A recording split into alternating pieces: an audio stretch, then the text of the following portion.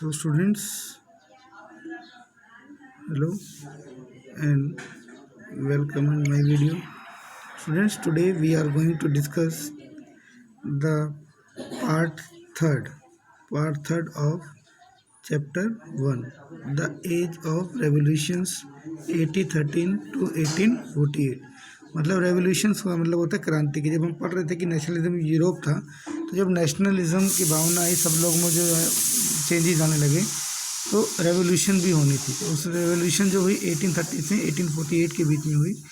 तो देखते हैं कि क्या क्या घटनाक्रम हुआ, और यहाँ पर जो अब मैं इसको रीड कर रहा हूँ, आप इसको देखते जाइए।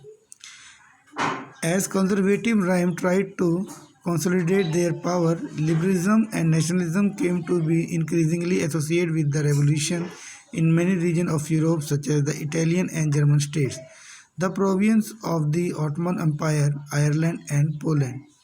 तो अगर जो कंजर्वेटिव राज्य था, उन्होंने क्या कंसिडरेट मतलब अपनी पावर को बढ़ाने का जब उन्होंने प्रयास किया, तो जो लिबरलिज्म थे और नेशनलिज्म से जो लोग राष्ट्रवाद से जुड़े हुए लोग थे, come to be increasingly associate with revolution, तो वो सब क्रांतिकारी संगठन थे या क्रांतिकारी ढंग से जुड़ गए। और कई क्षेत्रों में, जैसे यूरोप में इटालियन था, जर्मन स्टेट्स थे, और ऑटोमन एम्पायर के अंतर्गत जो आयरलैंड और पोलैंड थे, वो लोग खासकर इसमें शामिल थे। These revolutions were led by the liberal nationalists belonging to the educated middle class elite, among whom were professors, school teachers, clerks and members of the commercial middle classes. और इसमें जो अधिकतर लोग थे वो एजुकेटेड मिडिल एलाइट थे, मतलब पढ़े लिखे जो मिडिल क्लास के लोग थे। एलाइट मतलब ऊपरी जो मध्यम वर्ग वो थे, और उसके अंदर भी प्रोफेसर्स थे, स्कूल टीचर्स थे, क्लर्क्स थे, और कमर्शियल मिडिल क्लास के लोग जो शामिल थे। The first upheaval took place in the France in July 1830। इसका पहला जो अपहीवल का मतलब जो घटनाक्रम देखने को मिला, वो फ्रांस में 1830 में देखने को मिला। The Bourbon kings who had been restore to power during the conservative restriction after 1815 were now overthrown by liberal revolutionaries who installed a constitutional monarchy with Louis Philippe and its head. और इसमें क्या हुआ कि जो liberal revolution मतलब सबसे बड़े जो हमको ये देखने को मिला उथल पुथल 1815 में देखने को मिला, जहाँ पर ओवरथ्रोन जो लिबरल रेवोल्यूशनरीज थे, उन्होंने क्या किया, जो वहाँ के राजा थे, ठीक है, कंजर्वेटिव थे, उसको ओवरथ्रोन कर मतलब उसके जो सत्ता है वहाँ से हटा दिया। Who install the constitution monarchy, जिसने कॉन्स्टिट्यूशन मोनार्की वहाँ पर लगाई थी। और जो ये हमारा था लुइस फिलिप और इट्स हेड, और लुइस फिलिप को इन्होंने अपना हेड बनाया। When France sneezes Metternich once remark the rest of the Europe catches cold. तो एक बार मेंटरिच ने कहा था कि व्हेन फ्रांस स्नीजेस, जब फ्रांस छींकता है, the rest of the Europe catch cold, तो पूरे यूरोप को कोल्ड जैसे जुकाम है वो पकड़ लेता है। मतलब कहने का मतलब कि फ्रांस में अगर कोई भी घटना होती है तो उस घटनाक्रम का पूरा असर जो है पूरे फ्रांस पे दिखाई देता है। The July revolution spark an uprising in the Brussels which led to Belgium breaking away from the United Kingdom of Netherland. और जुलाई में जो रेवोल्यूशन स्पार्क हुई थी, मतलब जिसकी चिंगारी उठी थी, वो ब्रुसेल तक गई, और बेल्जियम में क्या हुआ, United Kingdom of breaking away, United Kingdom से जो है नीदरलैंड अलग हो गया। An event of mobilize nationalist feeling among the educated allied across Europe was the Greek war of independence. और एक इवेंट जो मोबिलाइज नेशनलिज्म का था, feeling among the educated allied, इनके बीच में जो पढ़े लिखे जो लोग थे उनके बीच में ये थी, across Europe and Greek war of independence. वो किसको आदर्श मानते थे, यूनानी जो वॉर हुई थी स्वतंत्रता के लिए, उसके लिए। Greece has been part of Ottoman empire since the 15th century. और जो ग्रीस था वो ऑटोमन एम्पायर का जो एक भाग था 15वीं शताब्दी से। The growth of revolutionary nationalism in Europe sparks of a struggle of independence among the Greek which began in 1821। और जो ग्रोथ हुई रेवोल्यूशन की नेशनलिज्म की in Europe, spark of a struggle for independence, Greek के बीच में जिसकी शुरुआत हुई थी 1821 में। Nationalist in Greece got support from the Greeks living in exile and also from many west Europeans who had sympathise the Asian Greek culture. इनको support किससे मिली? उन लोगों से जिनको एग्जाइल कर रखा था, देश निकाला दे रखा था, और दूसरा उन लोगों से मिली थी जो लोग पुराने ग्रीस के कल्चर को पसंद करते थे। Poet and artist lauded Greece as the cradle of European civilization and mobilize public opinion to support its struggle against Muslim empire. और जो पोएट्स थे, आर्टिस्ट थे, इन्होंने क्या किया कि लाउडेड एज कार्डल ऑफ यूरोपियन सिविलाइजेशन। उनको ये मानता था कि जो यूरोपियन सिविलाइजेशन है कहीं ना कहीं ग्रीक से ही जो है प्रोत्साहित है। And mobilize public opinion to support its struggle against Muslim empire. और इन्होंने अपना जो ओपिनियन सपोर्ट दिया वो किसके अगेंस्ट दिया? मुस्लिम अम्पायर के खिलाफ उनके साथ थे। The English poet Lord Byron organize funds and later went to fight in the war where he died of fever in 1824. Finally, the territory of Constantinople of 1832 recognized Greece as an independent nation. और जो Lord बैरन एक कवि थे, उन्होंने क्या किया? Letter went to fight, मतलब एक फंड ऑर्गेनाइज किया, उसके बाद वो फाइट पे गए। वहाँ पर उनकी 1824 में बुखार से मृत्यु हो गई। और फाइनली अंत में the territory of Constantinople of 1832 recognize Greece as independent nation. और फिर 1832 में जो ग्रीस था वो एक इंडिपेंडेंट नेशन के रूप में उभर कर सामने आया। और इसमें 3.1 जो हेडिंग दे रखी है, क्या रखा है? The romantic imagination and national feeling. Romantic का मतलब होता है बियॉन्ड रियल वर्ड। ठीक है, रियल वर्ड से दूर की बात सोचना। ठीक है, सच्चाई से दूर की बात रोमांटिक। काल्पनिक दुनिया जिसको बोलते हैं वही क्या होता है? रोमांटिक इमेजिनेशन, कल्पना, मतलब ऐसी चीज़ों की कल्पना करना जो है ही नहीं। और national feeling, the development of nationalism did not come about only through wars and territorial expansion.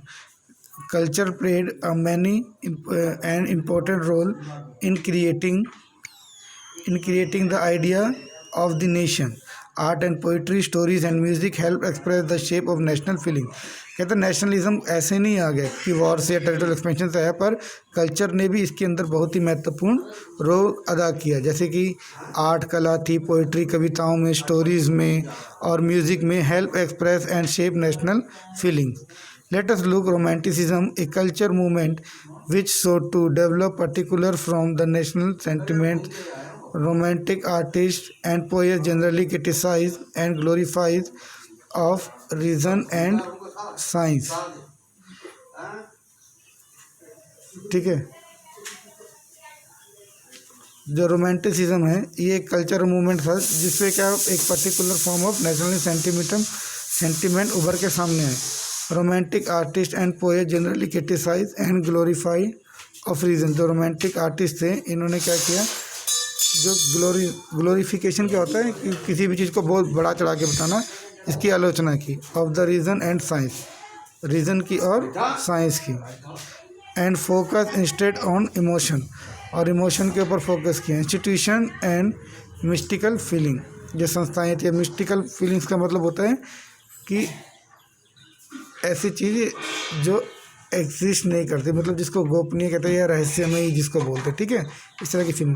There effort was to create a sense of short collective and heritage. इनका जो मेन सेंस था वो कलेक्टिव हेरिटेज था, मतलब अपना जो धरोहर है उसको इकट्ठा करके रखना। एक common culture past at basis of a nation, और एक कॉमन कल्चर जो पास होता है वो नेशन, एक नेशन का एक कॉमन कल्चर होना चाहिए। इसी बेस पे जो है यहाँ पर कार्य इसका ये लोग कर रहे थे। ठीक है, other romantic such as German philosopher John Gottfried Herder. अब ये जो दूसरे जो ये थे नेशनलिस्ट थे, इनका नाम क्या था? John glorified header. 1744 से 1803, मतलब 1740 में पहले 1803 में मरे थे। Claim the true German culture was to be discovered among the common people डास वर्क। उन्होंने बोला कि जो हमारा कल्चर मिलेगा वो कॉमन पीपल में जर्मन के मिलेगा। It was through folk song, चाहे वो हमारे लोकगीत है, फोक पोएट्री, चाहे लोक कविताएँ हैं, या फोक डांस जो हमारा लोक प्रचलित जो डांस है इसके माध्यम से जो नृत्य इससे मिलेगा। That is the true spirit of the nation. ठीक है, वॉल स्ट्रीट, उन्होंने बोला कि यही जो है हमारे नेशन की, हमारे कल्चर की ट्रू स्पिरिट है publish. So collecting and recording this form of folk culture was essential to the project of nation building. इसलिए नेशन बिल्डिंग में इसका होना काफ़ी ज़्यादा आवश्यक था। अब देखिए, the emphasis of vernacular language and the collection of the local folklore is not just to recover an ancient nation spirit but also to carry the modern nationalist message to the large audience who were mostly literate। तो जो इनका जोर था vernacular language, अपनी एक ही language के ऊपर, वो कलेक्शन ऑफ लोकल फोकवर या लोकल जो फ्लोकर्स हैं उनको इकट्ठा करने का, इसका क्या था, जो पुरानी एक फीलिंग थी नेशनल स्पिरिट उसको बुलाना था, but also carry modern nationalist, और साथ के साथ आधुनिक जो राष्ट्रवाद है उसको भी लाना था। और ये जो मैसेज है बहुत सारी जो ऑडियंस थी वहाँ तक पहुँचाया गया।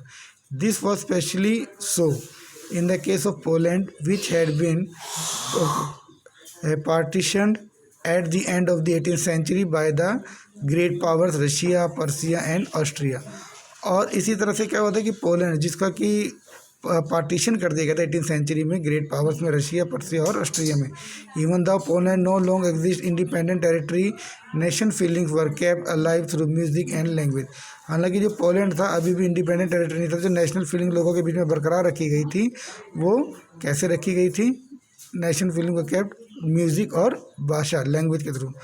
Carlo Kurpinski for example celebrated the national struggle through his operas music, turning folk dance like Polnish and Mazurka into national symbol।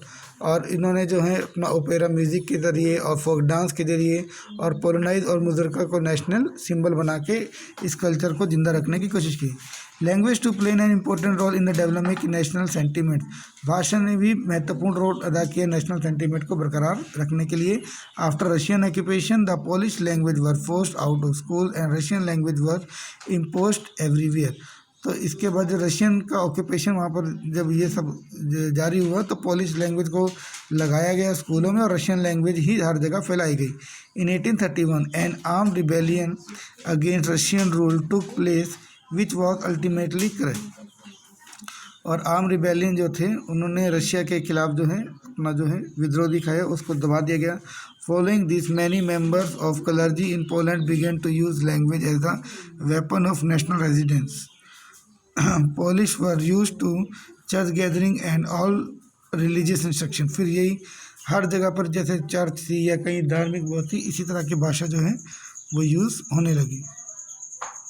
As a result a large number of priest and bishops were put in jail और sent to Siberia by the Russian authority as punishment of their refusal of preach Russian. और इसी कड़ी में उन्होंने बहुत सारे जो priest थे या बिशप्स थे, जो पादरी वगैरह थे, उनको साइबेरिया भेज दिया और उनको पनिशमेंट दी गई क्योंकि वो लोग रशिया लैंग्वेज जो है वो पढ़ाना नहीं चाह रहे थे।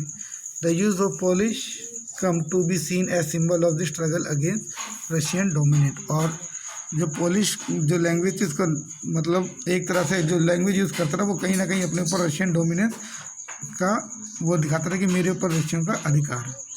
तो जब हम पिछले पेज पे थे तो ये देखिए एक पेंटिंग दिखाई गई है, द मैस्कर एट चियोस इग्ने डेल्स 1824। तो इसके बारे में देखिए यहाँ लिखा हुआ है, इसको आप स्टडी कर लेंगे जब हम इस पेज पे आए हैं।